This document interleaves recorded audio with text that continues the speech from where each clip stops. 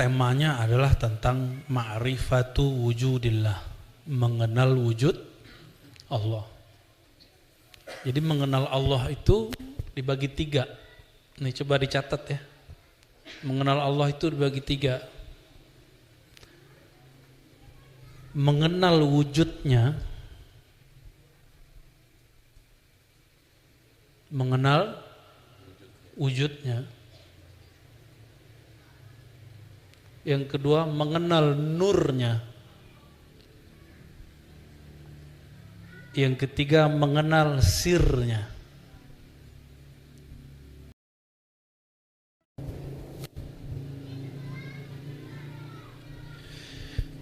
Nah, sekarang temanya adalah tentang ma'rifatu wujudillah, mengenal wujud Allah.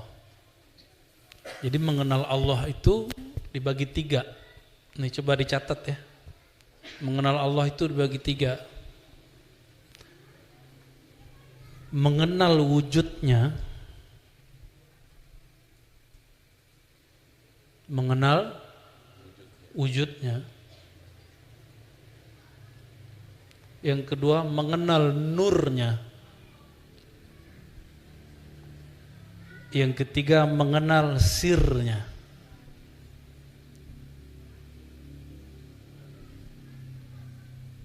Yang boleh dibagi, jadi semenjak 2022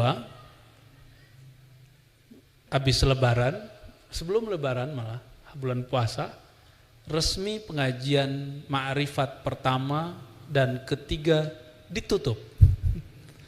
Disisakan yang nomor 2, ma'rifat nurnya. Ya. Jadi yang pertama saya sudah enggak buka lagi, enggak bahas lagi. Yang apalagi yang ketiga, ya, sir. Dan itu kurikulum para kekasih-kekasih Allah, kalau mereka ketemu, mereka selalu ngobrolin yang 3 itu, enggak keluar dari itu. Kita kalau seneng seseorang yang diomongin apa, Bang Dik? Cantiknya, baiknya, sifatnya, wujudnya, rahasianya, kebiasaannya. Karena kita sayang sama orang itu. Kalau kita cinta kepada Allah, maka orang yang cinta kepada Allah itu yang dibicarain ya 3 itu aja tuh. Wujudnya, wujud itu kaitannya dengan zat. Nur itu kaitannya dengan sifat-sifat. Dan yang terakhir itu makrifat, gabungan dari beberapa makrifat sir yang ada di dalam ruh kita. Dia punya suatu library yang disebut sir. Sir itu punya, kalau di library, di perpustakaan ada rak-rak gitu ya. Ini rak ma'rifatul zat, ma'rifatul sifat apa. Jadi obrolannya itu semua. Namun karena pandemi sudah berakhir, ilmu itu ditutup dulu sementara. Ya. Karena setiap kali saya mau bicara itu juga nggak bisa bicara, tiba-tiba kali aja kemana gitu. Jadi hati itu nggak mau, dia nggak ridho. Nah, yang diizinkan nomor 2, karena nomor 2 itu An-Nur itu sudah ada sebagian pembahasannya di ilmu akidah dan mendalam di kalangan ahli tasawuf yang kitab-kitabnya sudah berkembang. Salah satunya kitab Ibnu Athaillah. Ya. Apa kata Imam Athaillah? Mimma yadulluka, di antara yang menunjukkan, dalil yang menunjukkan engkau terhadap wujud kehebatan Allah, wujudi qahrihi ta'ala. Jadi betapa hebatnya Allah, gitu maksudnya. Engkau terhalang menyadari wujudnya dengan sesuatu yang wujud yang menghalangi itu tidak ada di sisi Allah. Nyambung gak?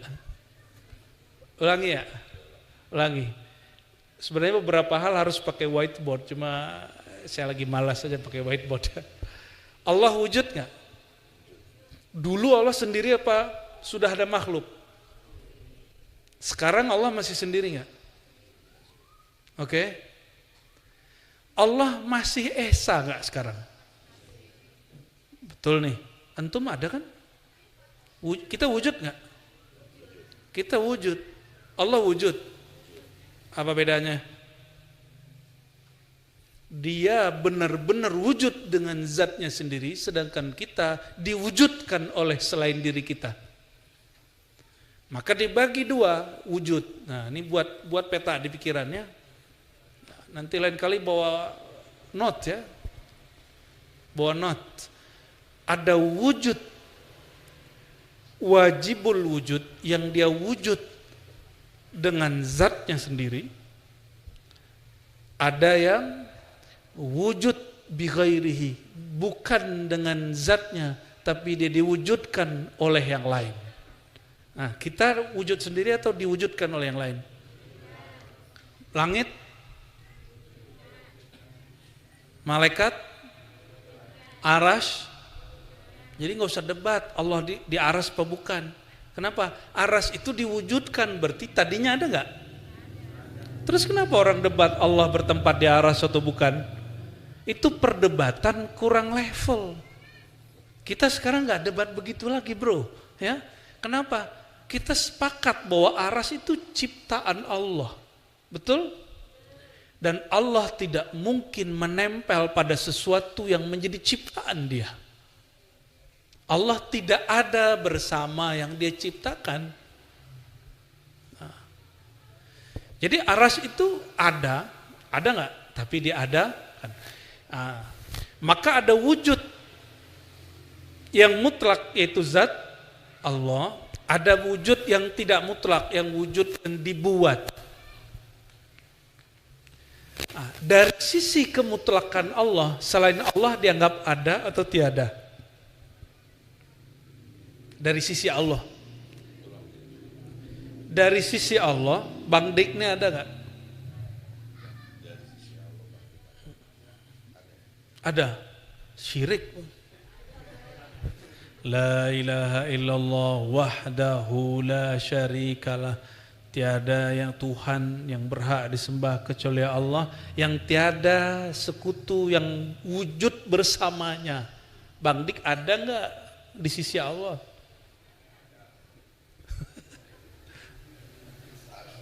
Salah.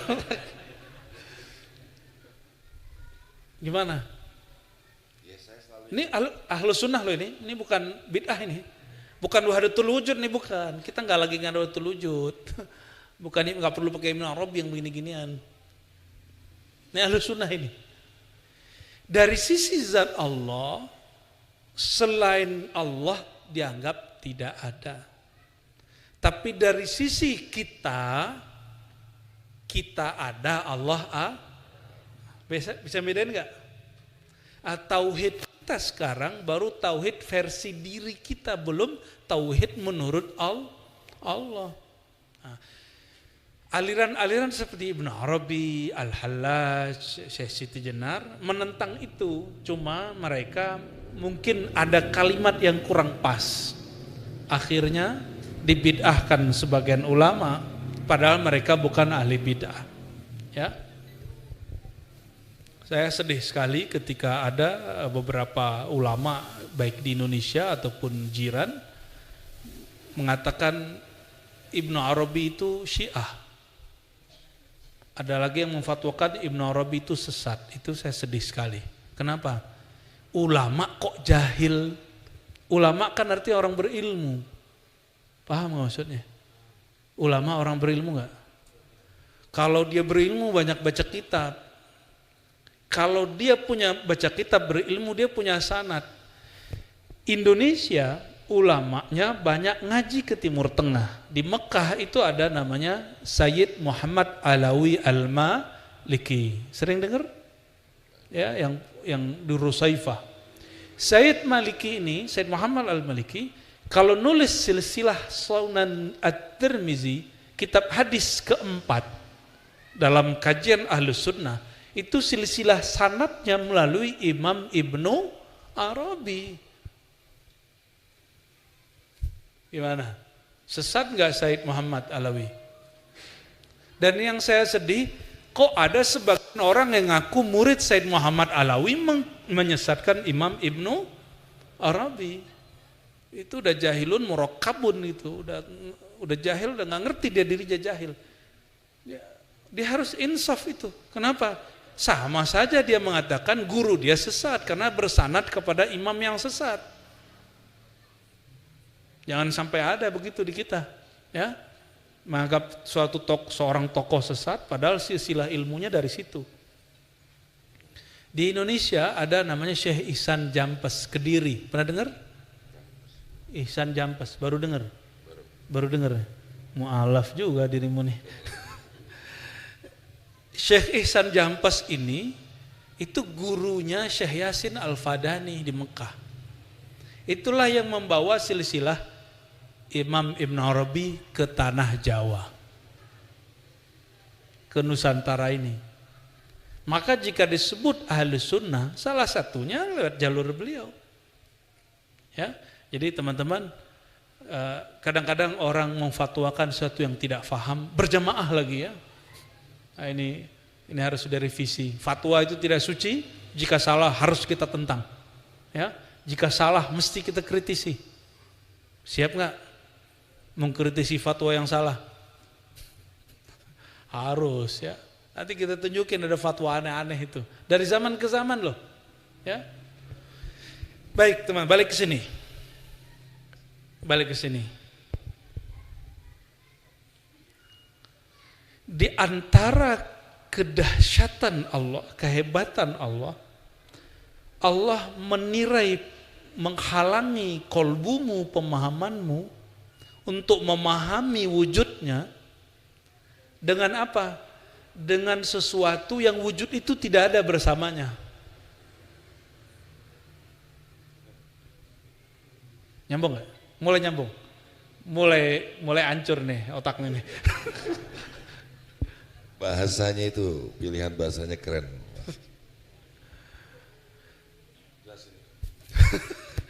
Aras itu makhluk. Kursiul wasi'u kursiyuhus samawati wal ard. Maha luas kursi Allah. Langit makhluk. Oke, surga makhluk. Neraka baru kenceng nih makhluknya. Surga ingatnya kawin ya. Itu semua makhluk dan orang terhalang untuk menembus kesadarannya bertuhan karena si makhluk-makhluk itu. Maka di kalangan ulama kita ada dua aliran, ada ahli kalam, ahli akidah, ada ahli ma'rifat. Kalau ahli kalam membuktikan wujud Allah dengan alam. Dengan adanya, apa buktinya ada Allah? Alam ini ada, pasti ada yang mencipta. Siapa yang mencipta itu? Dialah Allah Subhanahu. Ini teori siapa? Ahli kalam, ahli akidah. Atau pakai ayat. Qul huwallahu ahad. Wa la in sa'altahum man khalaqas samawati wal ard la yaqulunna Allah. Jika engkau bertanya kepada mereka, ya, siapakah pencipta langit dan bumi? Mereka akan menjawab Allah. Ya, itu ada di Quran beberapa kali. Oke. Jadi ahli kalam, ahli tauhid, ahli akidah yang kita sebut imam ahlu sunnah, mau singa aswaja, mau harimau aswaja, apalagi jangan sampai ada monyet aswaja, ya singa mau boleh, tapi jangan ngaum mulu, yang nggak pantas dicakar jangan dicakar. Ini kadang teman sendiri dicakar, karena dia hidup hanya untuk berdebat, bukan untuk mengenal Allah yang dia perdebatkan. Ada kelompok kedua, ini Ibnu Taimiyah sendiri yang mengatakan, orang yang mengenal Allah tidak perlu dengan wujud alam, yang alam ini tidak ada bersama Allah. Aras alam, langit alam, gunung alam, matahari alam. Kalau kelompok pertama tadi, gimana cara membuktikan wujud Allah? Lihatlah langit, bumi, matahari, semuanya ada karena diadakan Allah. Ini ilmuwan ahli kalam. Kalau ahlu sunnah yang ahli ma'rifat gimana ngomongnya? Kata Ibnu Taimiyah, kenapa engkau membuktikan wujud Allah dengan sesuatu yang tidak ada wujudnya bersama Allah. Alam ini dia tidak pernah menyekutui wujud Allah, tidak pernah membersamai wujud Allah, karena Allah dulu sendiri, sekarang tetap sendiri, sampai nanti sendiri. Dia dulu Esa, sekarang Esa, sampai nanti Esa. Maka cara mewujudkan Allah gimana? Cara membuktikan wujud Allah gimana?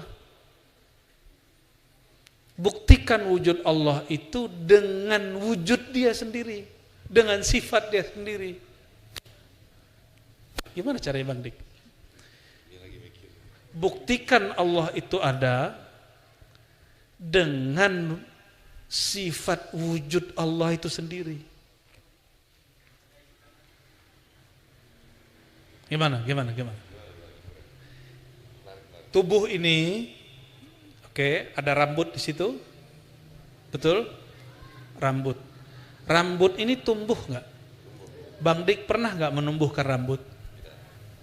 Nggak pernah?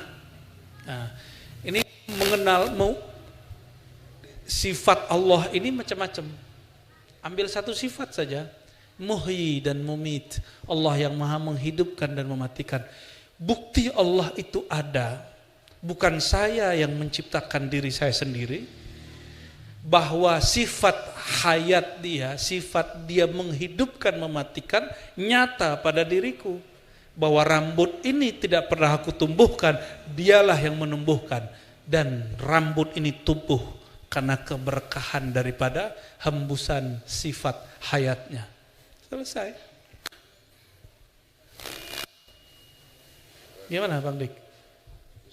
Sesat nggak tuh? Jadi kita nggak perlu kemudian melihat matahari kejauhan. Ya. Rasakan efek sifat Allah itu pada diri kita sendiri. Rasakan efek perbuatan Allah itu pada diri kita sendiri. Itu level 1. Baru level 1 tuh. Ya, baru level 1 ya, baru di sifat-sifat yang standar lah dikenali orang. Kalau ahlullah mereka lebih kepada yang lanjutannya lagi, ya zauq, dengan rasa. Ya. Kira-kira maka Imam Ibnu Abbad ya, apa kata beliau? Ini salah satu Imam Syazili ya. Annama siwallah, ini kesepakatan ahli ma'rifat dari kalangan ahli sunnah. Annama siwallah admun mahdun min haitsu zatih. Selain Allah itu dianggap tidak ada sama sekali dari sisi Allah. Bukan dari sisi Bang Dik, bukan dari sisi saya. Teman-teman ini ada enggak di sisi Allah? Tapi dari sisi teman yang lain? Oke. Dari sisi wujud si hamba, maka alam ini ada. Tapi dari sisi wujud Allah, alam ini tiada. Saya mau tanya, setelah Allah menciptakan alam, Allah berdua enggak dengan alam? Ini pertanyaan jebakan. Allah dulu sendiri, benar? Lalu Allah menciptakan alam. Allah jadi berdua enggak? Tetap sendiri? Antum sahih akidahnya ya. Nanti kalau ditanya sama malaikat mungkar nakir, man rabbuka? Jawabnya kenceng itu. Ya. Allahnya kenceng itu, kaget nanti malaikat mungkar nakir. Insya Allah. Apa dalil dari kalam ini? Surah ayat 88. Kullu syai'in halikun illa wajhah. Segala sesuatu binasa kecuali wajahnya. Maka Bang Dik, kalau lagi melihat peran Allah pada si rambut, itu lagi nyaksiin wajah Allah. Maka wajah, ini yang masih boleh dijelaskan. Wajah Allah itu dilihat dari dua sisi. Tolong dihafalkan, satu wajah uluhiyah. Coba, wajah yang disebut wajah mana? Ini apa ini? Maka wajah itu sesuatu yang ditatap, itu wajah namanya. Apa yang diartikan wajah? sesuatu yang ditatap. Sudah? Oke? Oke. Yang disebut wajah uluhiyah, wajhullah. Wajhullah disebut wajhullah, wajah uluhiyah. Ada dua, wajah uluhiyah, wajah rububiyah. Uluhiyah itu Allah menatap kepada dirinya sendiri. Di saat Allah menatap dirinya sendiri, maka keluarlah ayat ini. Segala sesuatu binasa kecuali hanya wajahnya. Ini wajah disebut wajah uluhiyah. Bukan wajah begini, bukan. Wajah di situ bisa diartikan zat. Bisa diartikan apa? Zat. Segala sesuatu binasa kecuali zatnya. Maka Allah menatap zatnya, itu istilahnya apa? Wajah uluhiyah. Ulangi. Allah menatap zatnya disebut apa? Karena Allah menatap zatnya, maka yang lain selain dia binasa. Paham? Oke. Ketika Bang Dik melihat rambut yang tumbuh, ya, tubuhnya bukan tumbuh tapi maju ya, perutnya. Ada kemajuan perut. Jadi tubuh kita bukan lagi naik tapi mengembang ya. Betul ya? Tapi kuku kalau dipotong tetap aja tumbuh terus kan? Maka di saat kita menatap, ini bukan aku yang menumbuhkan, ini Allah yang menumbuhkan. Kita sedang menatap salah satu sisi dari wajah Allah, tapi bukan wajah uluhiyah. Karena sudah ada tubuh ini, sudah ada rambut. Apa itu? Wajah, sifat dan perbuatannya, yaitu Al-Muhyi wal-Mumit, yang maha menghidupkan, yang maha mematikan. Jadi yang disaksikan tetap Allah. Ahli kalam memandang tubuh, dia terhijab oleh tubuh ini. Tapi ahli marifat lihat tubuh, bukan tubuh yang terlihat, perbuatan Allah yang terlihat, sifat Allah yang terlihat. Yang dipandang sama, tapi cara pandang berbeda. Sama-sama ngeliatin Bang Dik. Kalau saya ngeliatin Bang Dik kayak abangku. Tapi kalau mas-mas ngeliat Bang Dik apa? Apa artis gitu ya? Orang gendut gitu ya? Kalau mbak-mbak apa nih? Aku rela yang jadi yang ketiga, yang keempat gitu ya. Mohon maaf, canda. Allahumma salli ala Muhammad wa ala alihi wasallam. Enggak berat toh pengajian malam ini? Berat. Ini yang masih boleh di sharing. Yang boleh ini kita ulang terus biar rohani kita bahagia. Ya. Ciri-ciri cinta kepada Allah, duduk ngapain? Ngomongin Allah. Ya. Ngomongin Allah, nggak ngomongin apa-apa. Ya sesekali ngomongin yang lain. Ahlullah itu kemana aja dia duduk dia ngomongin Allah. Ya. Atau ngomongin kekasih Allah, ngomongin pewaris ilmu kekasih Allah. Maka doakan nanti teman-teman ribat sebagian ya besok perjalanan 100 hari ayahanda saya dan sekaligus ziarah ke silsilah Thariqat Naqsyabandiyah di Sumatera ya, Sumatera Barat khususnya. Doakan kami lancar-lancar aja. Karena di sana sini tentu ada saja kendala pastinya. Karena orang-orang Sumatera Barat khususnya belum terbiasa dengan tradisi ziarah. Gak kayak orang Jawa, orang Banten, orang Sunda itu dengan ziarah itu udah biasa. Seneng kalau mbahnya, gurunya diziarahi. Kalau ini malah enggak, kita ziarahin malah dihalangin kadang sama anaknya, keturunannya. Itu kita juga bingung. Loh kita mau menziarahi ulama kita yang merupakan kakek dia, ya mungkin atuk dia, tapi dia malah kemudian menghalangi, kita juga heran ya. Tapi nggak ada masalah, ya nggak ada masalah bagi saya. Ini bagian dari perjuangan. Ya, doain teman-teman kita besok lancar semua, amin ya rabbal alamin. Nah, jadi kalau kekasih Allah apa yang diceritakan? Menceritakan Allah. Kalau kekasih duit yang diceritain duit, gimana cari duit? Kalau kekasih manusia yang diceritakan, ya si manusia itu. Begitulah terus. Nah, ahlullah, kekasih-kekasih Allah, dia melihat manusia, lihat duit itu bukan si manusia dan si duitnya. Kalau ahlullah melihat duit, yang dilihat adalah sifat Allah maha memberi rezeki dan membuat kekaya. Jadi mereka kalau sudah begitu boleh kaya. Kalau enggak boleh kaya dulu, zuhud dulu. Ya. Baik. Saya tanya lagi sebelum kita pindah bab. Allah dulu sendiri? Setelah menciptakan alam, Allah menjadi sendiri atau menjadi dua? Betul nih. Serius nih. Ya, benar. Ya. Maka hubungan kita dengan Allah itu ada dua. Ini yang kita ulang, mungkin saya ngulangnya udah puluhan kali. Surat Sad ayat 27, surat Sad 72 ya. Surah Al-Hijr ayat 27 ya. Bahwa Allah itu hubungannya dengan kita dua. Aku menciptakan manusia dari tanah, lalu setelah sempurna si tanah itu wadahnya, aku hembuskan rohku, yaitu Ruhullah Ahmad.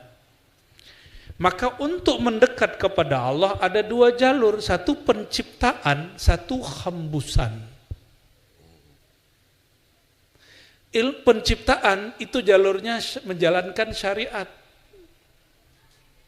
Sedangkan hembusan Allah, hembusan Ruhullah itu dengan makrifat. Gitu ya. Emang malam ini agak sedikit berat ini. Jadi kita kalau ke Allah gimana cara hubungannya? Satu, hubungan hamba yang dicipta dengan pencipta. Hubungannya menjalankan apa? Syariat. Tapi jangan berhenti di situ. Berhenti di situ ibadah terasa beban. Cuma kalau antum nggak mau naik ke yang kedua nggak apa-apa, kita nggak maksa juga. Tapi jangan ingkari ilmu ma'rifat, cukup uskut, tadri. Kalau nggak faham diam, jangan ingkar supaya tidak diharamkan Allah mendapatkan rahasia ini. Gitu. Yang kedua, ma'rifat. Jadi yang pertama bersyariat, yang kedua berma'rifat. Oleh karena itu hamba yang disebut al-insan al-kamil, dia mesti bersyariat, dia mesti berma'rifat. Kalau kurang ma'rifatnya, berarti dia menyembah, tidak tahu yang dia sembah kecuali hanya sebatas zat yang nyuruh-nyuruh, yang ngancam dengan neraka, yang ngasih iming-iming dengan surga. Itu hubungan penciptaan. Jadi kalau nyembah Allah itu hubungannya cuma hubungan penciptaan, ibadah antum nanti jadi hambar. Tapi kalau menyembah Allah dengan ma'rifat, muncullah cinta. Muncullah rasa cinta. Itu bedanya ya. Nah, kita dua paket ma'rifat ini kita ajarkan. Dua paket jalan ini, jalan yang pertama, jalan yang kedua, dua-duanya diribat insyaallah diajarkan. Kita enggak satu-satu ya. Insyaallah. Ada sebuah hadis di Sahih Bukhari. Nabi mendendangkan syair yang didendangkan orang. Ini Nabi ini suka juga dengan syair. Ada seorang penyair namanya Labid. Nabi lagi kerja bakti, Bang Dik. Nabi ini suka kerja bakti. Lagi kerja bakti Nabi mendendangkan ya. Asdaqu kalimatin qalaha syair ala kullu ma khalallahu batil. Apa kata Nabi? Ya kalau didendangkan kira-kira terjemahannya, seindah-indah kalimat yang dinyanyikan, didendangkan oleh seorang penyair seniman adalah segala sesuatu selain Allah tiada. Jadi ajaran tentang bahwa Allah itu hanya sendiri dan selalu sendiri, itu ajaran langsung dari Quran dan Sunnah. Siapa yang meyakini dirinya ada bersama Allah, syirik. Yang meyakini surga neraka ada bersama Allah, dia syirik. Karena surga neraka itu makhluk, Allah itu khalik. Tapi kalau dia mengatakan surga neraka ada, diadakan oleh Allah, baru akidah dia benar. Oke. Seandainya surga neraka tidak Allah ciptakan, jangan begini Bang Dik, kalau Bang Dik ngomong seandainya surga neraka gak ada, nanti sama kelompok saklek dibilang Bang Dik kafir. Loh, surga neraka ada, ente kok tolak? Robiah Adawiyah nggak ngomong begitu. Robiah Adawiyah mengatakan seandainya Allah tidak menciptakan surga, tidak menciptakan neraka, apakah engkau masih mau menyembahnya? Nah, kalau bab penciptaan, menyembah Allah karena diancam, menyembah Allah karena harap pahala, boleh nggak? Boleh. Tapi itu baru tauhid khalqiyah, tauhid penciptaan, atau tauhid rububiyah. Belum sampai kepada tauhid zat, mentauhidkan zat Allah Subhanahu wa ta'ala. Seandainya Allah tidak ciptakan surga dan tidak ada namanya bidadari, Bang Dik masih mau sholat tahajud nggak? Jadi Sufyan Ats-Tsauri, dia pernah tertidur dari tahajudnya. Ketika bangun, udah subuh. Itu bangun, dia nangis. Karena dalam tidurnya dia bertemu sosok bidadari. Yang bidadari itu dikalamkan waktu dia masuk ke alam surgawi di mimpinya. Inilah istrimu, begitu. Langsung dia mau peluk, karena bidadari kan cantik bener Bang Dik. Gak ada apa-apanya, mohon maaf dengan ya perempuan di dunia, ya. Lalu ketika dia mau peluk istrinya di surga, sang istri ngomong gini, maaf Mas Sauri. Maaf kenapa?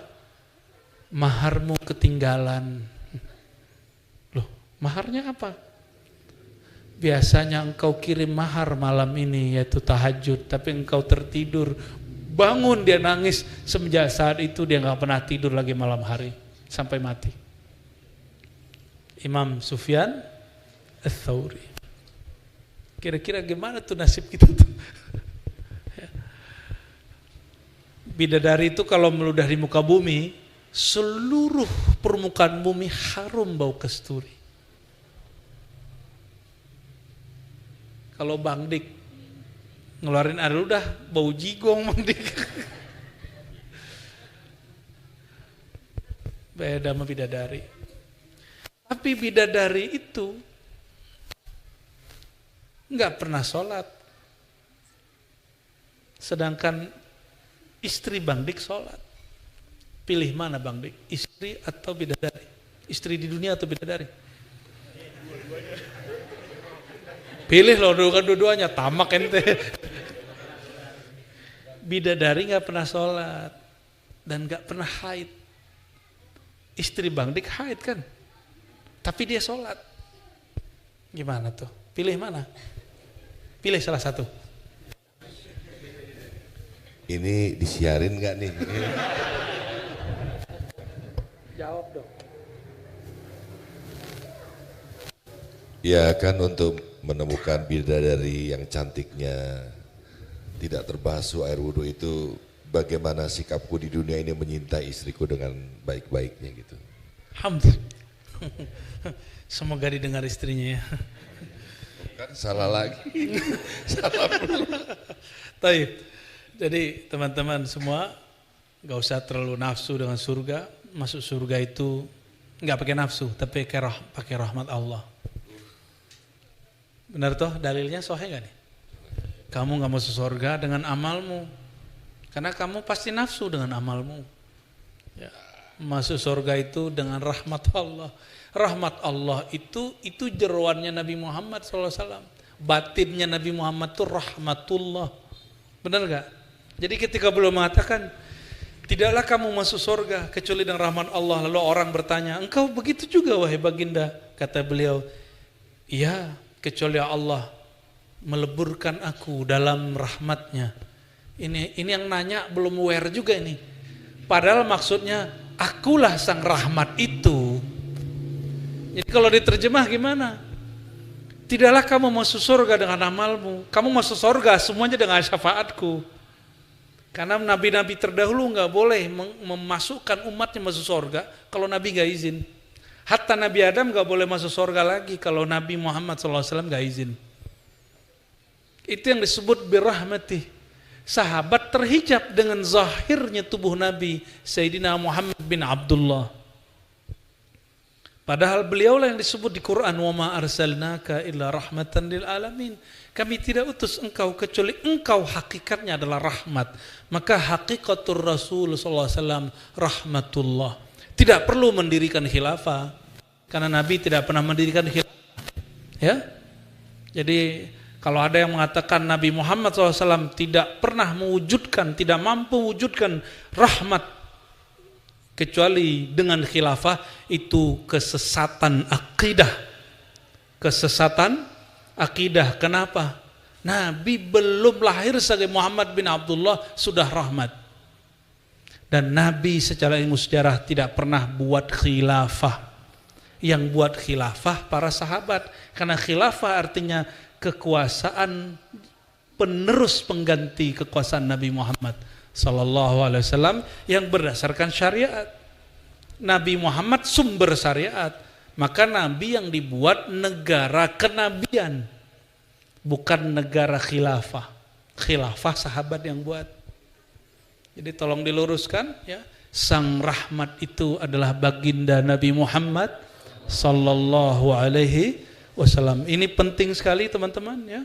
Beliau mengatakan kuntu awwalan nabiyyin fil khalq. Akulah nabi pertama di kalangan makhluk. Maka dalam ajaran Ahlus Sunnah yang diyakini oleh para ahli ma'rifat, makhluk pertama itu Sayyidina Muhammad sallallahu alaihi wasallam, nurnya. Nur itulah isinya rahmat. Nur itu isinya rahmat. Ya, maka orang yang mendapatkan percikan rahmatnya Sayyidina Muhammad SAW, pasti dia punya adab membicarakan Nabi Muhammad SAW. Dan betapa banyak hari ini orang membicarakan beliau tidak beradab. Ya. Nauzubillah min dzalik. Saya mau tanya Bang Dik, dari sisi Allah, selain Allah tiada, tapi dari sisi makhluk, ada wujud makhluk, ada wujud Allah. Oke. Lalu ada ayat la tudrikuhul absar, surah An'am. Dia tidak dapat dicapai oleh pandangan, benar? Tapi dia meliputi semua pandangan. Terus gimana dengan Nabi Muhammad SAW di malam Mi'raj? Katanya memandang Allah.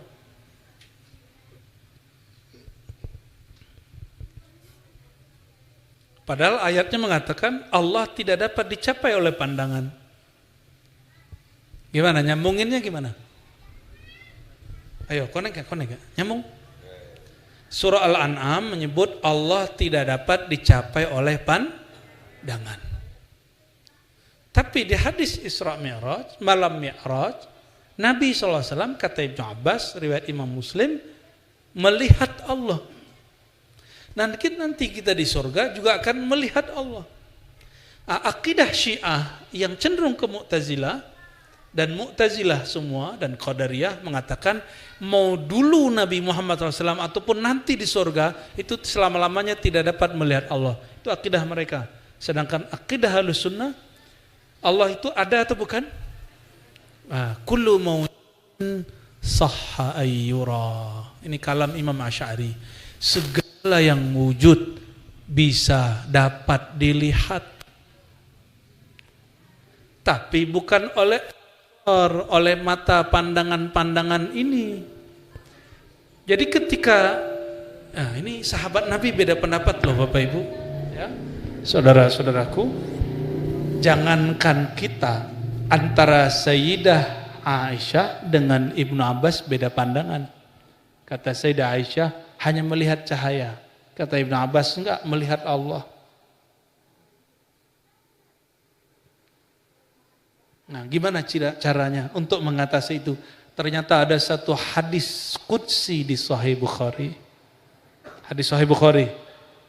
Ya, ini salah satu hadis yang menjadi pilar dalam ilmu ma'rifatullah.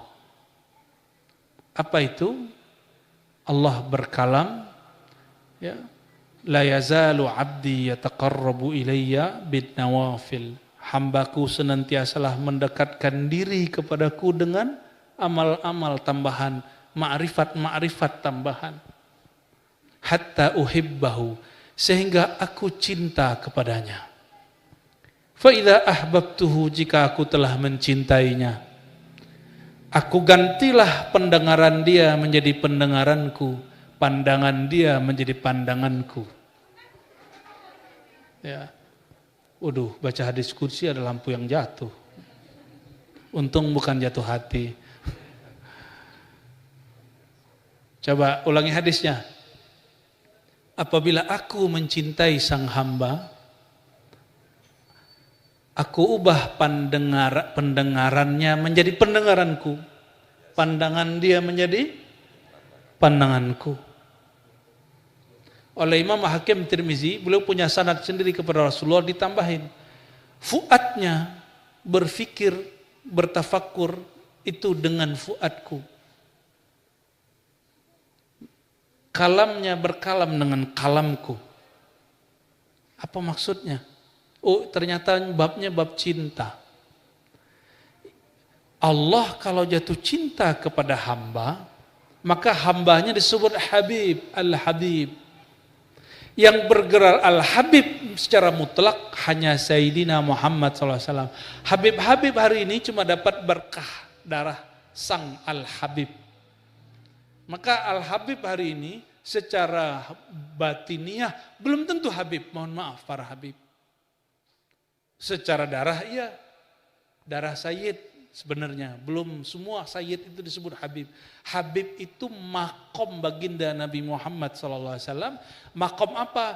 Makom ditukarnya sifat kemanusiaan dia dengan sifat nur rububiyahnya Allah. Sehingga dia memandang bukan lagi dengan pandangan dia, tapi Allah lah yang memandang saat itu. Kenapa? Jika telah nyata Allah pada seseorang, dia tidak lagi memandang dengan matanya. Tapi Allah lenyapkan mata dia, Allah lenyapkan pandang dia. Yang memandang saat itu hanya Allah. Di saat itu baru kita faham. Nabi Muhammad SAW itu kekasih Allah bukan? Beliaulah al-fani fi hubbillah. Zat sosok yang fana, lenyap, lebur dalam cinta Allah. Maka beliau memandang bukan lagi dengan basar Muhammad bin Abdullah, tapi dengan Muhammad Habibullah. Kalau dengan pandangan Sayyidina Muhammad Habibullah, pandangannya adalah pandangan Allah. Pendengarannya adalah pendengaran Allah. Tapi ini disebut sisi rububiyah. Nur rububiyahnya Allah terbit pada diri Sayyidina Muhammad SAW. Di saat itulah Allah izinkan sang Habib memandang kekasihnya. Ya, selamat pusing. Ya. Nah, maka kalau nggak percaya ya mengenai pandang memandang wujud ini, silakan buka syarah Ibnu Abbad. Ini syarah kitab Ahlus Sunnah dalam tasawuf. Karena banyak hari ini yang ngaku-ngaku ingin membersihkan tasawuf dari ajaran yang sesat. Ternyata di kitab begini yang basic aja nggak baca. Ini kitab basic. Kitab yang tinggi-tinggi ada lagi di atas ini. Dan ini mengajarkan tentang ru'yat, mengajarkan tentang wujud mutlak. Ya, standar.